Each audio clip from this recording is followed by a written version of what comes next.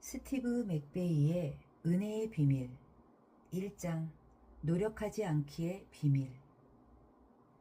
예수님이 눈을 뜨셨다.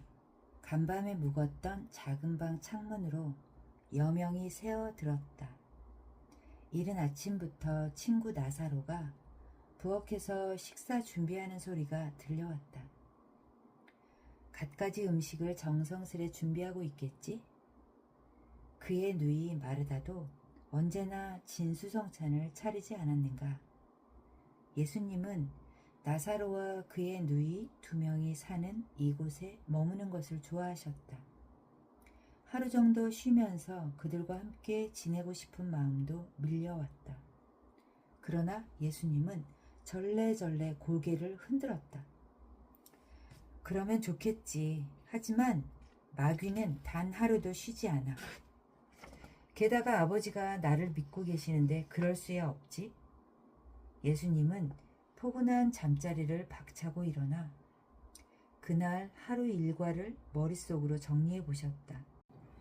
그러면서 곰곰이 생각하셨다. 오늘은 아버지를 위해 무엇을 할까? 오후에 설교를 해야겠어. 이 일로 아버지가 나에게 만족하실 거야. 참, 이 지역에는 아픈 사람도 꽤 많던데 병자들을 고쳐주어야겠다. 아버지가 분명 기뻐하실 거야. 오늘은 귀신도 쫓아내야지. 이건 늘 중요한 사역이잖아. 옷을 다 차려입은 다음에는 이런 생각들을 이어가셨다. 일이 예정대로 순조롭게 진행되기만 한다면 장례식에 들러 죽은 자 몇몇을 다시 살릴 수도 있을 거야. 그래, 이게 진정 내가 해야 할 일이지. 아버지가 이런 나를 보면 분명 매우 기뻐하실 거야. 아버지를 위해서는 그런 일들로 하루를 채워야 해. 예수님은 방에서 나와 하루를 시작하기 직전 급히 신발을 신으며 기도하셨다. 하나님 아버지, 오늘 하루도 아버지를 위해 살아가려고 최선을 다할 때 저를 도와주소서. 제가 아버지를 위해 하는 일들이 아버지를 영화롭게 하기를 원합니다. 저를 사용해 주소서. 충격적인 진실에 눈뜬 날. 예수님이 하루를 시작하는 모습을 그려본 가상의 시나리오를 읽으며 어떤 생각이 들었는가? 전혀 이상한 점을 발견하지 못했다면 제발 이 책을 끝까지 읽어보기를 바란다. 대부분의 사람들은 이렇게 상상한 장면이 다소 풍자적임을 알았을 것이다. 예수님이 그런 식으로 생활하셨으리라고 믿는 사람은 없을 테니 말이다. 예수님이 아버지로부터 환심을 사려고 노력하셨을까? 절대 아니다. 그렇지만 나는 실제로 수년간 그 시나리오처럼 하루하루를 시작했다. 아침마다 눈을 뜨면 그날 하루 동안 하나님을 위해 해야 할 일들을 계획했고 그것에 대해 골똘히 집중을 했다. 하나님이 그분을 향해 내 눈을 뜨이게 하신 이유는 그분을 섬기게 하려 함이라고 굳게 믿었다. 그래서 나는 최선을 다해 아버지를 섬겼다. 예수님을 위해 살고자 전념했다. 나는 성실하고 진지하게 그렇게 살아왔다. 때로는 그런 내 모습에 절로 뿌듯할 때도 있었다. 한 손에는 성경책을, 다른 한 손에는 일정표를 든 채 이교도의 세상이라 판단되는 곳에서 하나님을 위한 실적을 쌓으려고 애썼다. 지난 20년간 동네 교회에서 목사로 심우하며 열심히 사역했다. 최선을 다해 예수 그리스도를 섬기는데 힘썼다. 늘 일관되게 행동하지는 못했지만 소망은 늘 한결같았다. 그분을 위해 살고자 했고 그분이 내게 바라시는 것이라고 생각되면 전력 투구했다. 그 일들을 제대로 못하고 있다는 생각이 들 때에도 열정을 쏟아부었다. 또한 나는 모두가 하나님이 원하시는 대로 행동해야 한다고 믿었다. 그리고 그 방법을 일러주는 것이 목사인 나의 사명이라 확신했다. 그래서 매주 설교할 때마다 하나님의 도우심을 통해 옳은 일을 하려고 더 노력하라며 성도들을 권면하곤 했다. 그러나 아무리 노력해도 떨쳐지지 않는 어떤 근원적인 느낌이 있었다. 그것은 마치 매일 마음속으로 해야 할 일들을 계획했다가 제대로 끝내지 못해 찝찝한 기분으로 잠자리에 드는 것과도 같았다. 노력의 결과가 성공적으로 느껴질 때는 만족감이 들었다. 그렇지만 이때조차도 더 많이 해야 한다고 생각했기 때문에 만족스럽다고 말하지 않았다. 나는 하나님이 원하시는 대로 살아가려고 꾸준히 노력했지만 결국 단 한 번도 성공적이라고 느낀 적이 없었다. 예수 그리스도를 믿기 시작한 지 29년 정도가 지났을 때 그분은 내게 충격적인 사실을 일깨워 주셨다. 내가 이 책에서 털어놓으려는 것이 바로 그 비밀이다. 이에 앞서 모두들 마음을 단단히 먹어야 할 것이다. 여기에 속한 내용들은 수많은 그리스도인들의 믿음을 비롯하여 종교계 전체가 지닌 일반 통념에도 반하는 것들이기 때문이다. 실제로 1장 앞부분을 읽을 때 별 무리가 없었더라도 이제부터 받을 충격에 대비하여 각오를 굳게 한 뒤 한 장 한 장 넘겨야 할 것이다. 하나님은 우리가 그분을 섬기려고 애쓰기를 바라지 않으신다. 한마디로 말해 하나님은 우리가 그분을 위해 무언가 하기를 바라지도 또한 그것을 필요로 하지도 않으신다. 나는 살아오면서 하나님이 바라신다고 생각하는 일들을 위해 애써왔다. 그런데 이러한 생각 자체가 잘못됐다고 하시는 게 아닌가? 이러한 비밀이 밝혀지면서 나의 종교적 기반 전체가 산산이 무너지고 말았다. 나는 이런 이야기를 많이 들어왔다. 우리는 하나님이 가지신 유일한 손이요, 유일한 발이요, 그분의 유일한 눈, 귀, 입이다. 그런데 곰곰이 따져보면 이것은 정말 무서운 생각이 아닐 수 없다. 하나님의 영원한 계획이 우리 인간들의 노력에 따른 성공 여부에 달려 있다면 우리는 굉장히 불안한 상황에 놓여 있는 것이다. 현대 기독교처럼 하나님의 계획이 우리의 성공적인 섬김에 좌우된다고 말한다면 하나님은 사지마비 환자가 되셔야 한다. 또 무엇이 부족한 것처럼 사람의 손으로 섬김을 받으시는 것이 아니니 이는 만민에게 생명과 호흡과 만물을 친히 주시는 이심이라. 사도행전 17장 25절. 하나님은 우리를 필요로 하지 않으신다. 이에 동의할 수 없다면 당신의 능력과 재산을 있는 그대로 적어보라. 그 다음 하나님의 전능하신 능력과 비교해 보라. 하나님이 거대한 허공의 가장자리에서 있으라고 말씀하시니 그대로 생겨나지 않았는가?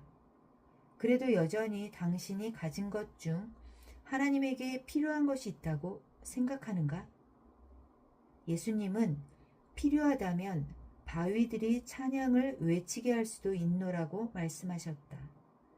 하나님은 선지자에게 메시지를 전하려고 나귀를 사용하신 적도 있다.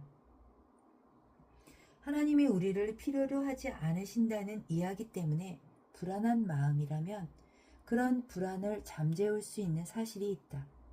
그것은 바로 그분이 우리를 원하신다는 점이다. 하나님은 우리를 사랑하시기에 우리와 친밀하게 지내고 싶어 하신다. 왜 하나님은 우리가 그분에 대해 알기를 바라실까? 이 질문에 나는 지금껏 그래야 우리가 하나님을 섬길 수 있으니까 라고 답하고 그렇게 믿었다. 하지만 예수님은 하나님이 우리에게 왜 영생을 주셨는지에 대하여 사뭇 다르게 말씀하셨다. 예수님은 하나님께 이렇게 기도했다. 영생은 곧 유일하신 참 하나님과 그가 보내신 자 예수 그리스도를 아는 것이니이다. 요한복음 17장 3절. 예수님이 기도하신 바에 따르면 우리에게 영생의 주어진 이유는 그분과 그분의 아버지를 친밀히 알게 하시려는데 그 목적이 있었다. 어느 날 한 부부가 몹시 격분한 채 내 사무실로 찾아왔다. 남편이 말했다. 제 아내가 당초에 무엇을 원하는지 모르겠어요. 아내를 기쁘게 하려고 할 만한 것은 다 했어요. 그런데 뭘 해도 만족을 못하는 겁니다. 내가 뭐가 문제인지 말했잖아요. 남편의 말에 부인이 차분히 말했다. 그러자 남편이 다시 이야기했다. 이 사람은 제가 자기를 필요로 하지도 않고 인정해 주지도 않는 것 같다고 말하죠.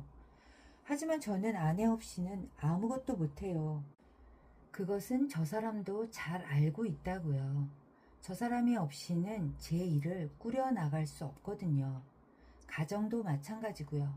완전 엉망진창이 되겠죠. 남편은 이렇게 말하며 이해를 구하는 듯이 나를 쳐다보았다. 그런데 아내가 바로 받아쳤다. 바로 그게 문제예요. 아내는 이내 내 쪽을 보며 말을 이어갔다. 저는 남편한테 그저 사무보조에 지나지 않아요. 집에서는 가정부에 불과하죠. 제가 남편 사업에 분명 필요한 존재이기는 해요. 하지만 정작 남편은 저를 그런 존재로 대접해 주지 않아요. 사람들은 하나님과의 관계에서도 이와 같은 문제를 경험한다. 물론 그것은 잘못된 이해 때문이다. 사람들은 하나님과의 관계 속에서 자신들이 그분을 위해 무엇을 하느냐가 중요하다고 믿는다. 즉, 하나님은 그들 자체가 아니라 그들이 하나님을 위해 할 수 있는 일에 중점을 두신다고 생각한다. 그렇기에 그들은 하나님을 친근하게 느낄 수 없다. 하지만 하나님에 대한 섬김이 그 관계의 기본이라는 믿음은 완전히 잘못된 것이다. 우리의 믿음은 그분을 효과적으로 섬기려는 노력에 관한 것이 아니다. 우리가 하나님과의 관계를 섬김을 중심으로만 바라보면 하나님은 그저 신성한 고용주가 되실 뿐이다. 즉 그분의 역할은 그저 우리 행동들이 그분의 기준에 부합하는지를 살피는 것에만 국한되고 만다. 그러면 결국 우리는 실적 쌓기에만 초점을 두게 될 것이다. 하나님이 요구하신다고 생각되는 것들을 성공적으로 달성하려고 말이다. 이러한 사고방식은 그리스도인을 율법주의로만 보는 것이다. 그야말로 잘못된 견해이다. 하나님은 우리가 그분을 섬기려고 노력하는 데에만 집중하기를 바라지 않으신다. 노력을 모조리 멈추는 것, 그것이 바로 하나님이 우리에게 알려주시고픈 삶의 비밀이다. 우리는 자신이 과연 잘하고 있는지 감시하듯이 행동을 관찰하거나 거기에 초점을 맞추어서는 안 된다. 그보다는 하나님 자체에 초점을 맞추어야 한다. 그렇다면 이 말이 아무것도 하지 말라는 의미일까? 그렇지 않다. 우리가 하나님과 사랑의 관계를 공유하면 자연스럽게 우리의 행동 또한 변화된다는 확신을 가지고 그분에게 집중하라는 뜻이다. 우리가 하나님에게 몰입해 있다면 굳이 옳은 일들을 하려고 애쓰지 않아도 된다. 성별한 삶을 통해 우리의 삶은 활력이 넘치게 되기 때문이다. 예수님은 하나님을 위해 단 한 가지도 노력하지 않으셨다. 당신의 삶은 하나님이 주신 선물입니다. 그 삶으로 무엇을 하느냐가 바로 하나님에게 드리는 선물입니다. 이렇게 적힌 현수막을 내거는 교회를 본 일이 있다. 이것은 전혀 성경적인 말씀이 아니다.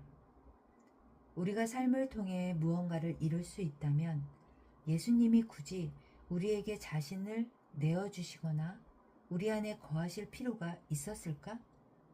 그 문구는 우리의 자부심을 부추겨 우리가 하나님을 위해 무언가 할 수 있다고 생각하게 만든다. 그렇지만 사실 우리가 하나님을 위해 할 수 있는 일은 아무것도 없다. 하나님을 위해 무언가를 할 수 있는 분은 오직 하나님 자신뿐이다. 하나님은 우리를 통하여 그분의 생명을 드러내시며 역사하신다. 이때 한량없는 은혜로 우리가 그 일에 동참하는 것을 허락하신다. 노력하지 않기의 비밀은 우리 자신의 판단과 능력에 의존하지 않고 그 대신 하나님을 생명의 근원으로서 믿는 것이다. 믿음이 아닌 자기 노력의 방식으로 살아간다면 우리가 하는 일 모두가 결국 헛된 것이 되고 만다. 하나님이 우리로 하여금 깨닫도록 계획하신 풍성한 삶의 열쇠는 노력이 아니라 믿음이다. 우리는 노력을 멈추고 그저 믿기만 하면 된다. 예수님은 이 땅에서 어떻게 사셨는가? 자신의 아버지를 위하여 훌륭한 일을 하려고 노력하셨는가? 그렇지 않다. 그분은 노력하지 않으셨다. 예수님은 이 세상에 아버지를 드러내려고 오셨지만 그 목적을 달성하려고 자신의 힘과 능력을 바탕으로 노력하지 않으셨다. 예수님은 빌립과의 대화에서 자신이 이 세상의 인간으로서 행한 방식을 분명히 보여주셨다. 요한복음 14장 8절에서 10절에는 이렇게 기록되어 있다. 빌립이 이르되 주여 아버지를 우리에게 보여주옵소서. 그리하면 족하겠나이다. 예수께서 이르시되 빌립아 내가 이렇게 오래 너희와 함께 있으되 내가 나를 알지 못하느냐? 나를 본 자는 아버지를 보았거늘 어찌하여 아버지를 보이라 하느냐? 내가 아버지 안에 거하고 아버지는 내 안에 계신 것을 내가 믿지 아니하느냐? 내가 너희에게 이르는 말은 스스로 하는 것이 아니라 아버지께서 내 안에 계셔서 그의 일을 하시는 것이라. 이 구절을 부연 설명하자면 다음과 같다. 빌립이 예수님에게 주님, 아버지에 대해서 많은 이야기를 하시는군요. 그냥 저희에게 그분을 보여주셔서 저희를 만족시켜 주시면 안 될까요? 라고 물었다. 그러자 예수님이 그에게 대답하셨다. 빌립아, 네가 전혀 감을 잡지 못하고 있구나. 내가 너와 이렇게 오랫동안 함께 있는데 아직도 모르겠느냐? 네가 나를 보았다면 아버지를 본 것이다. 어찌하여 너는 내게 아버지를 보여달라고 하느냐? 내 아버지와 내가 완전히 하나인 것을 모르겠느냐? 빌립아, 내가 나를 통해 들은 말은 내 말이 아니다. 내 아버지가 나를 통해 이 말들을 하고 계시는 것이다. 네가 본 내 행동들도 내가 하는 것이 아니다. 그것은 내 아버지, 내 안에 거하는 아버지가 그 일들을 하고 계시는 것이니라. 예수님은 자신에게서 나오는 말과 행동의 근원이 자기 자신에게 있는 것이 아니라 하나님께 있음을 분명히 하셨다. 요한복음 14장 24절에서 예수님은 당신의 말씀에 담긴 생명력의 근원에 대해 이렇게 말씀하셨다. 나를 사랑하지 아니하는 자는 내 말을 지키지 아니하나니 너희가 듣는 말은 내 말이 아니요 나를 보내신 아버지의 말씀이니라. 예수님의 삶에 생기를 불어넣어 주신 분은 다름 아닌 예수님과 일치하는 분, 즉 하나님 아버지였다.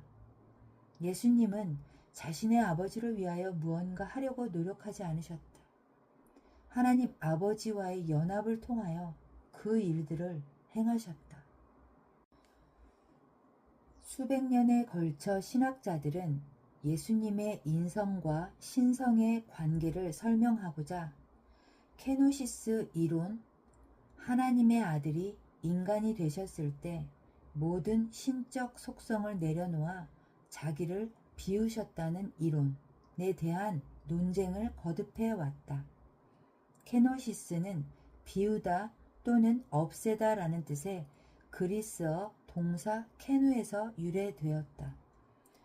예수님은 이 세상에 오셨을 때 자신의 신성한 특권들을 기꺼이 내려놓으셨다. 하나님처럼 사는 것이 아니라 인성만을 가진 채 하나님 아버지에게 온전히 의지하며 살기로 택하신 것이다.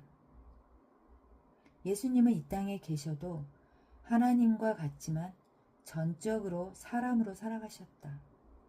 예수님은 자신이 우리와 같은 보통 사람임을 분명히 하셨다. 예수님이 이 땅에서 보낸 삶이 신성의 측면에서만 설명되더라도 우리는 그것을 통해 조금 힘을 얻을 수도 있을 것이다.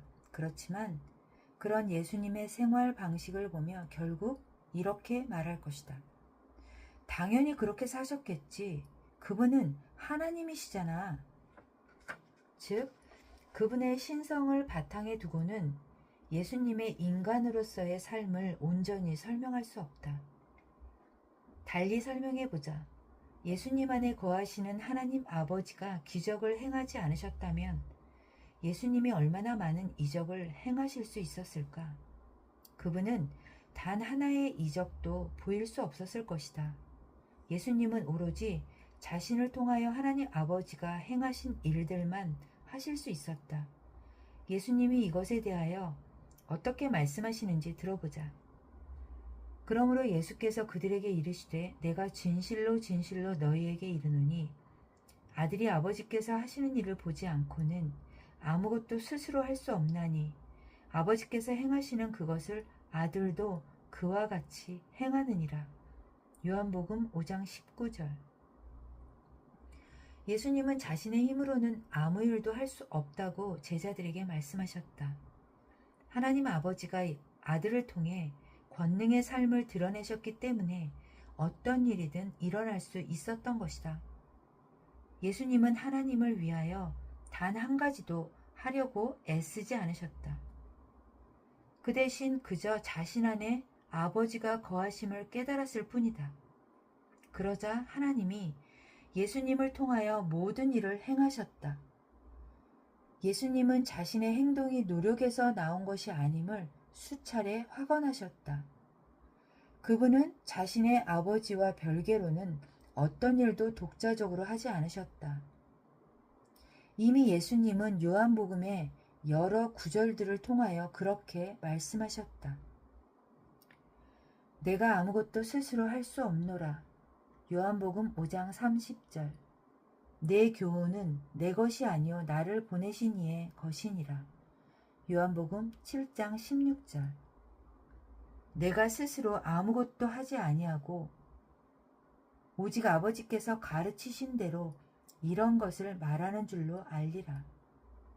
요한복음 8장 28절. 나는 스스로 온 것이 아니요 아버지께서 나를 보내신 것이니라. 요한복음 8장 42절. 내가 내 자의로 말한 것이 아니요 나를 보내신 아버지께서 내가 말할 것과 이를 것을 친히 명령하여 주셨으니.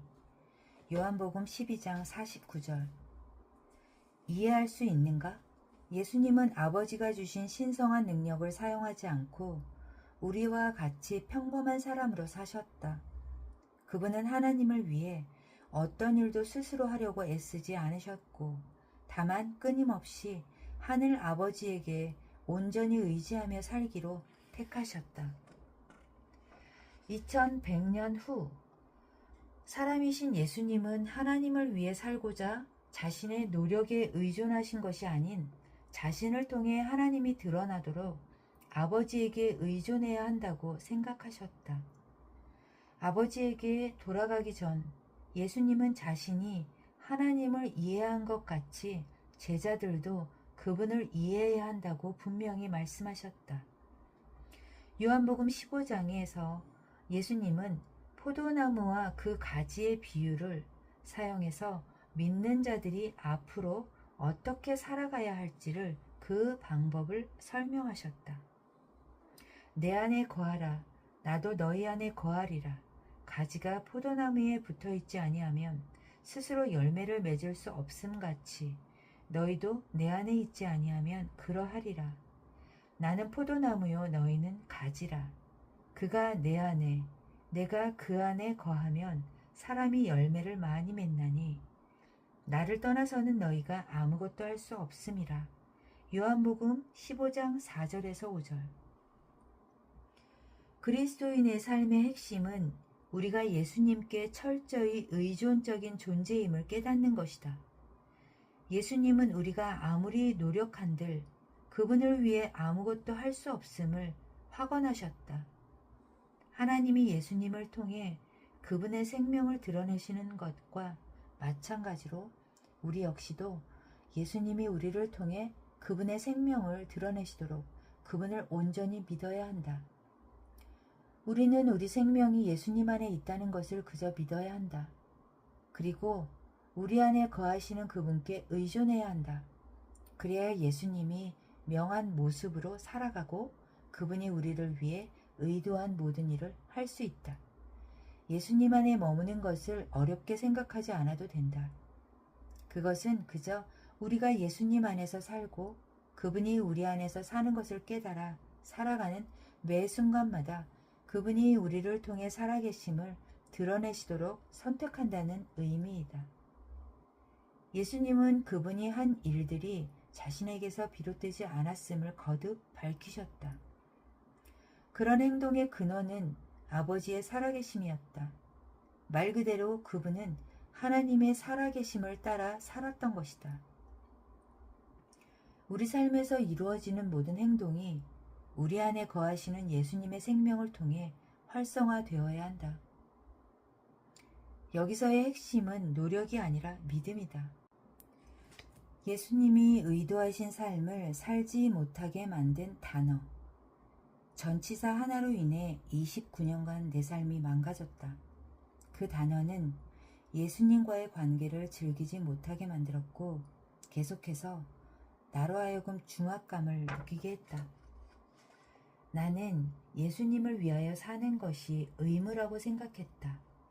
하지만 신약은 예수님을 위하여, 영어로 for, 사는 것이 아니라 예수 그리스도 안, 영어로 in에 거하는 것을 주안점으로 삼고 있다. 예수님 안에 거한다는 것의 참된 의미를 이해하게 되면 한 사람의 삶의 방식이 완전히 변화될 것이다. 나는 예전에 출간한 내게 찾아오시는 하나님의 은혜에서 내가 율법적으로 노력하며 살던 시기부터 예수 그리스도와 그분의 능력에 대한 합당한 믿음을 경험한 시기까지를 상세히 설명했다. 나는 그 믿음을 통하여 예수님이 원하시는 대로 살아갈 수 있었다. 예수님을 위하여와 예수님 안에서는 완전히 다른 방식의 삶을 의미한다. 노력을 비롯한 모든 율법주의적 삶은 전자에, 그리고 믿음을 통한 은혜로운 삶은 후자에 속한다. 나는 꽤 오랫동안 예수님을 위한 삶이란 그분이 내게 원하시는 행동들을 하는데 헌신하는 것이라고 생각해 왔었다. 그리고 주로 신실한 삶을 위한 원칙들을 찾으려고 성경을 읽었다. 나는 규칙적으로 그 원칙들을 지키고자 전념했다. 때로는 사람들에게 나는 신념대로 살고 있다고 말하기도 했다. 그것은 하나님은 성경대로 살아가려고 헌신하는 사람들을 축복하신다 였다. 하지만 지금 와서 생각해 보면 그것은 확실히 율법적인 삶이었다. 그것은 우리가 하는 일에 따라 하나님의 축복을 얻고 영적으로 성장하려는 시도일 뿐이었다. 이것은 은혜 충만한 힘으로 고양되기보다는 율법적인 노력으로 부담스러워지는 삶의 방식이다. 과연 나는 하나님이 기대하시는 삶에 부합하며 살고 있는가? 이것을 알아보려고 진지하게 성경을 살펴볼 때마다 한 가지 문제가 계속 걸렸다. 내가 완전히 순종하지 않은 계명들이 여전히 남아있다는 것을 깨달은 것이다. 결과적으로 온전한 만족을 느낄 수 없었다. 내가 영적으로 도달해야 할 지점이 아직 엄청 멀다는 것을 늘 확인했기 때문이다. 나는 성경적 원칙들에만 전념하면서 진지하게 예수님을 위해 살아가고 싶었다. 이 말이 고상한 소망처럼 들릴 수도 있다. 그러나 실제로는 교묘한 기만에 불과하다. 기독교는 예수 그리스도를 위해 무언가를 하는 것이 아니라 예수님 안에 거하는 것이기 때문이다. 진리대로 행하다 보면 자연스레 성경이 말하는 방식대로 살아가게 된다. 말씀대로 산다고 모두 다 순종하는 것은 아니다. 진정한 기독교는 원칙대로 살라고 하거나 예수님을 위해 최선을 다하라고 요구하지 않는다. 성경의 원칙대로 산다는 말이 굉장히 훌륭하게 들리기는 한다. 하지만 이것은 교묘한 율법주의의 한 형태에 불과하다. 물론 신약에는 우리가 어떻게 살아야 할지 그 방법에 대한 여러 가르침들이 있다. 그렇지만 이 지침들은 우리가 따르기 위해 애써야 하는 종교적 과제로 주어진 것이 아니다. 다시 말해 신약은 우리가 예수님께 의존할 때 그분이 우리를 통해서 생명을 드러내시는 여러 가지 방법들을 소개해 놓은 것이다. 신약 속 기독교는 우리가 무엇을 하느냐가 아니라 예수님이 이미 하신 일을 기초로 한다. 성경은 우리 안에서 역사하기 시작한 예수님이 그 일을 완수하실 것임을 가르치고 있다. 바울은 데살로니가 교회를 향하여 이렇게 전했다. 너희를 부르시는 이는 미쁘시니 그가 또한 이루시리라. 데살로니가 전서 5장 24절. 성경은 우리가 아니라 예수님이 그것을 이루신다고 분명히 말하고 있다. 실제로 우리가 주님께 순종함으로써 얻는 복이 있다. 그렇지만 하나님 말씀대로 행하는 것이 복을 가져오는 것은 아니다. 어느 날 이메일을 확인했더니 친구로부터 편지 한 통이 와 있었다. 내용은 이러했다. 스티브, 왜 나는 성경에서 말하는 근사한 삶을 살지 못하는 것일까? 하나님이 하라는 대로 하는 것 같은데 말이지. 과거의 죄를 모두 떨쳐버렸지만 여전히 제자리 걸음인 것 같아. 왜 그럴까? 그 해답을 찾도록 도와주겠나? 친구의 문제는 무엇일까? 여기서 그는 마땅히 자신이 풍성한 삶을 누려야 한다며 그 이유까지 밝히지 않았던가? 나는 하나님이 하라는 대로 하고 있어. 과거의 죄를 다 떨쳐버렸다고. 하나님 말씀대로 산다고 해도 삶의 기쁨이 더해지는 것은 결코 아니다. 기쁨은 예수님 그 자체에서 나온다. 성경의 계명들을 단순히 준수함으로써 얻어지는 것이 아니다. 많은 사람이 하나님이 원하신다고 생각되는 일들을 위해 최선을 다하는데 왜 은혜 충만한 삶을 살 수 없을까? 에 대해 고뇌하며 힘겨워한다. 노력하지 않기에 비밀을 깨닫지 못했기에 그럴 수밖에 없다. 하나님은 우리가 옳은 일에 초점을 맞추기를 바라지 않으신다. 그보다는 우리가 하나님 자신을 목적으로 삼기를 원하신다. 예수님이 우리를 통해 아버지의 소망을 이루려고 우리 안에 거하신다는 것을 믿으라. 그때 진짜 순종이 시작되고 우리도 예수님처럼 성경의 계명대로 따를 수 있을 것이다. 반면 우리가 성경대로 지키는 것에만 급급하다면 그것은 성경에서 말하는 순종이 아니다. 누구든지 올바른 것을 선택하듯이 성경의 계명들을 준수할 수는 있다. 가령 성경은 도둑질하지 말라고 가르친다. 그리스도인이 아니어도 누구나 그 기준을 중요하게 생각한다. 하지만 단지 올바른 선택을 하는 것을 순종이라 할 수는 없다. 예수 그리스도에 대한 믿음이 전혀 수반되지 않기 때문이다. 노력을 통해서 달성할 수 있는 수준이 딱 그 정도다. 우리는 왜 그리스도인다운 삶을 살지 못할까? 흔히 말하는 그리스도인다운 삶은 예수 그리스도 중심이기보다 문화적인 특성을 띈다. 그리스도를 향한 순전한 믿음으로 살기보다는 성경적인 모델을 바탕으로 행동하려 애쓰다가 외식적인 생활을 하는 경우가 종종 있다. 진정한 그리스도인 삶이란 죽을 수밖에 없는 유한한 인간을 통해 하나님의 생명이 표현되는 삶이다. 그런데 많은 사람이 하나님의 방법을 제대로 이해하지 못하여 이를 힘들어한다. 그들은 왜 하나님의 방식대로 살아갈 수 없을까? 그것은 바로 하나님이 그렇게 살도록 계획하지 않으셨기 때문이다. 이것이 핵심이다.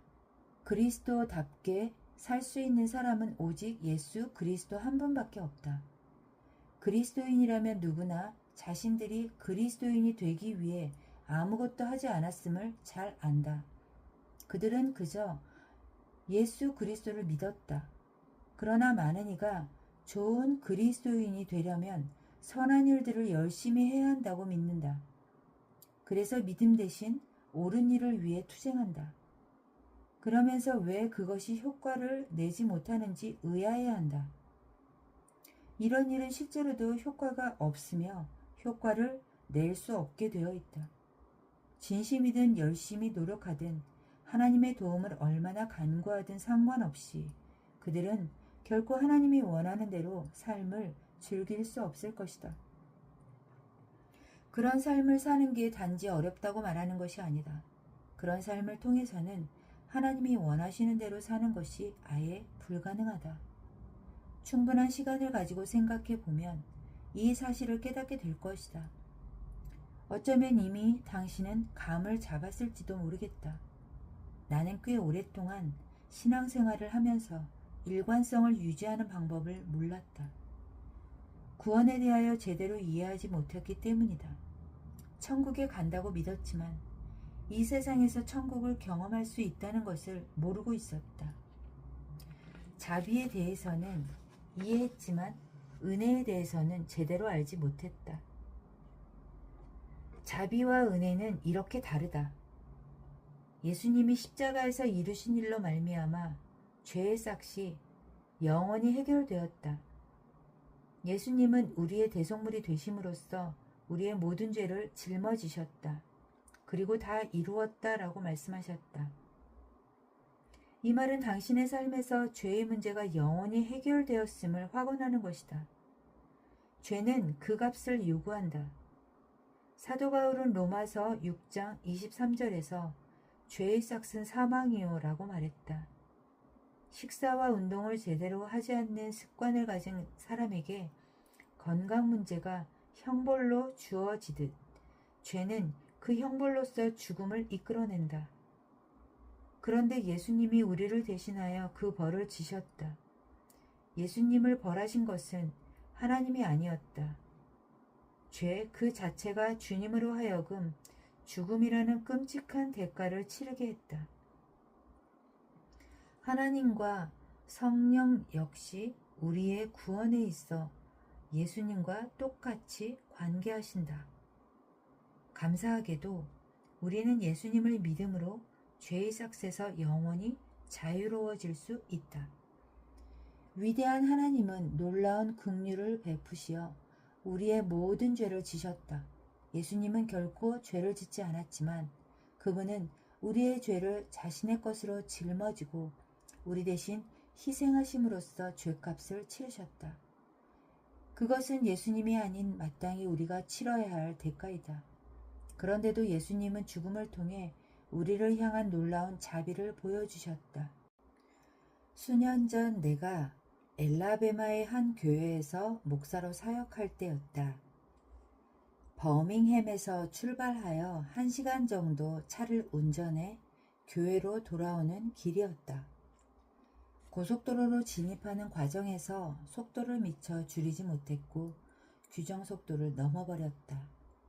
그러자 잠시 뒤 사이렌 소리가 들려왔고 곧이어 내가 있는 쪽으로 경찰관이 점점 다가왔다. 경찰관은 나에게 면허증을 요구하며 물었다. 선생님, 과속하셨습니다. 알고 계시죠? 네, 그렇습니다. 나는 대답하면서 최대한 목사처럼 보이려고 노력했다. 그러나 경찰관은 아랑곳하지 않고 사무적으로 말했다. 잠깐 내려서 경찰차 앞좌석에 앉아주시겠습니까? 나는 내 차 뒤에 서 있던 경찰차로 서둘러 가서 앞좌석에 앉았다. 그리고 혹여나 지나가던 교회 성도들이 경찰차 앞좌석에 앉은 담임 목사를 보면 큰일이겠다 싶어 몸을 잔뜩 움츠렸다. 경찰관은 속도 측정기에 기록된 내 차의 속도 기록을 보여주더니 이내 속도 위반 딱지를 끊으려고 서류철을 집어들고 주머니에서 펜을 꺼냈다. 그가 막 기록하려는 찰나 그에게 말을 걸었다. 경찰관님, 왜 그러시죠? 자비롭게 조금 봐주시면 안 될까요? 나는 부탁했다. 그 경찰관은 나를 잠깐 쳐다보았다. 그러더니 딱지와 나를 번갈아 보았다. 잠시 망설이는 듯 했다. 그런데 정말 내 부탁을 들어주었다. 목사라고 늘 이런 방법이 통하는 것은 아니다. 다른 경찰관은 오히려 목사라면 다른 사람들보다 교통법규를 더 잘 지켜야 한다며 가차없이 딱지를 끊었다. 우리를 향한 하나님의 자비도 이러한 방식으로 나타난다. 우리는 모두 마땅히 죄의 대가를 치러야 한다. 우리가 마땅히라는 생각으로 그것을 본다면 마땅한 형벌을 받는 것 말고는 다른 도리가 없다. 다른 논리는 적용되지 않는다. 우리가 죄의 대가를 치르는 것이 분명 공정해 보일 것이다. 결국 우리는 죄를 지은 죄인이니까 말이다. 하지만 우리 하나님은 죄가 우리에게 어떤 짓을 할지 아시고 심지어 죄가 이 세상에서 고개를 쳐들기 전에 이를 미리 아셨으며 이 세상에 오셔서 죄의 문제를 해결하셨다. 그럼으로써 우리에게 자비를 베풀어 주셨다. 하나님은 아무 잘못도 저지르지 않으셨다. 모두 우리가 저지른 죄였다. 그러나 하나님은 성부, 성자, 성령, 삼위일체의 사랑으로 우리를 죄의 형벌에서 구해주시고 우리 대신 그것을 직접 짊어짐으로써 다 치르셨다. 이것이 바로 자비이다. 하지만 많은 사람이 복음에 대해 잘못 이해하는 측면이 있다. 앞서 말한 경찰관 이야기로 돌아가 보자. 어떤 사람들이 나에게 말했다. 그 경찰관이 당신에게 은혜를 베풀었네요. 그렇지 않나요? 이 말을 살펴보자. 정말 그 경찰관이 은혜를 베푼 것 같은가? 그렇지 않다. 그는 나에게 은혜를 베풀지 않았다. 그저 자비를 보였을 뿐이다. 그렇다면 내가 다시 차에 올라 떠나려 할 때 그 경찰관이 이런 말을 했다고 가정해보자. 잠깐만요. 아직 볼 일이 다 끝나지 않았습니다. 그러면서 주머니에서 지갑을 꺼내 $100짜리 지폐를 건네며 이 돈을 받아주세요 라고 말했다면 어떨까? 좋은 하루 보내세요 라는 인사까지 덧붙이면서 말이다. 그랬다면 그가 나에게 은혜를 베풀었다고 말할 수 있다. 아쉽게도 그 당시에 그런 일은 벌어지지 않았다. 우리가 지은 죄였음에도 불구하고 예수님이 대신 그 죄에 따른 형벌을 치르셨다. 이때 하나님이 우리에게 자비를 보여주신 것이다. 그리고 더 나아가 성령으로 우리 안에 거하심으로써 우리에게 거룩한 삶을 살게 해주셨다. 이로써 그분은 우리에게 은혜를 베푸신 것이다.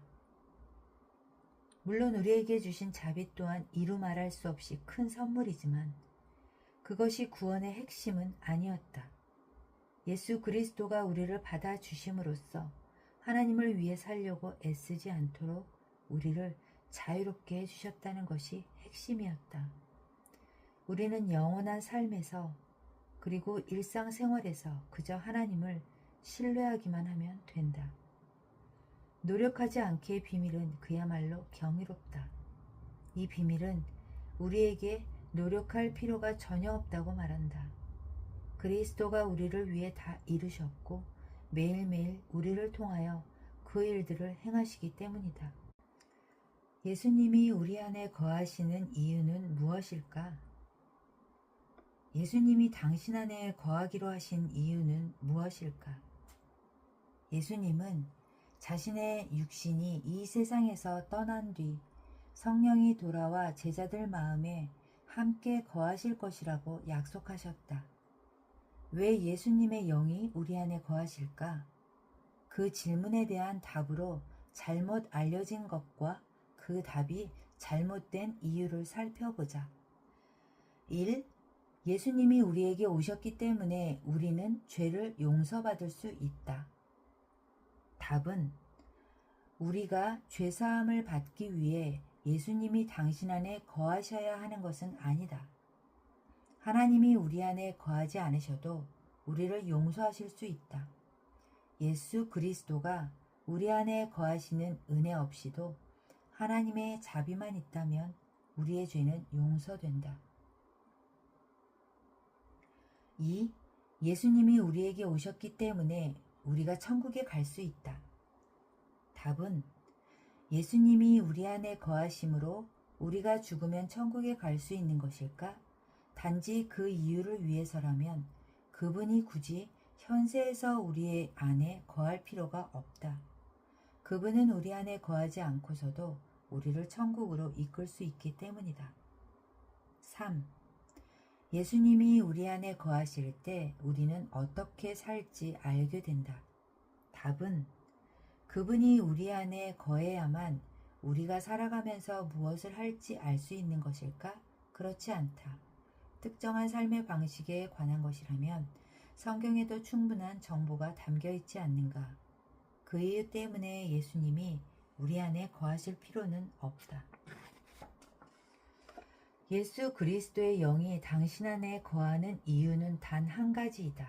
당신 안에 성령이 내주하셔야만 하나님 안에서의 삶을 경험할 수 있고 그분의 신성한 생명을 드러낼 수 있기 때문이다. 예수님은 말씀하셨다. 내가 온 것은 양으로 생명을 얻게 하고 요한복음 10장 10절. 그는 허물과 죄로 죽었던 너희를 살리셨도다. 에베소서 2장 1절. 예수님은 당신에게 자신의 생명을 주셨고 늘 당신을 통해 그것을 드러내고 싶어 하신다. 은혜 충만한 삶은 예수님을 섬기려고 노력하는 것과는 무관하다. 즉, 하나님이 내게 원하시는 일을 하려고 노력하는 것과 아무 관계가 없다. 은혜 안에 머무는 삶이란 바로 하나님과 연합되는 것을 말한다. 그리고 이 은혜로운 삶은 다름 아닌 예수 그리스도의 생명으로 살아가는 삶이다. 이것이 진정한 기독교이다. 진정한 기독교를 오염시켰던 주장들처럼 하나님을 위해 무언가를 하려고 노력해야 한다고 말하지 않는다. 신약시대의 초대교회는 순전히 그리스도는 늘 우리 안에 거하시고 우리를 통하여 나타나신다 라고 믿었다. 나는 29년간의 신앙 여정 동안 예수님을 위해 살려고 열심히 노력했다. 그분을 진심으로 알고 있었지만 율법이 내 삶을 지배하고 말았다. 예수님을 위해 살 수 없다는 것과 그분을 위해 살려고 노력할 필요가 없다는 것을 깨달았을 때 그저 놀라울 따름이었다. 내가 그분을 위해 살려고 노력했던 것이 오히려 그분의 목적을 방해했기 때문이다. 하나님은 자신을 위해 사는 사람들보다는 자신의 생명으로 살아갈 사람을 찾으신다. 우리가 매 순간 그분을 절대적으로 의지하며 산다면 그분이 우리를 통해 사시게 될 것이다. 이것이 바로 노력하지 않기에 담긴 비밀이다.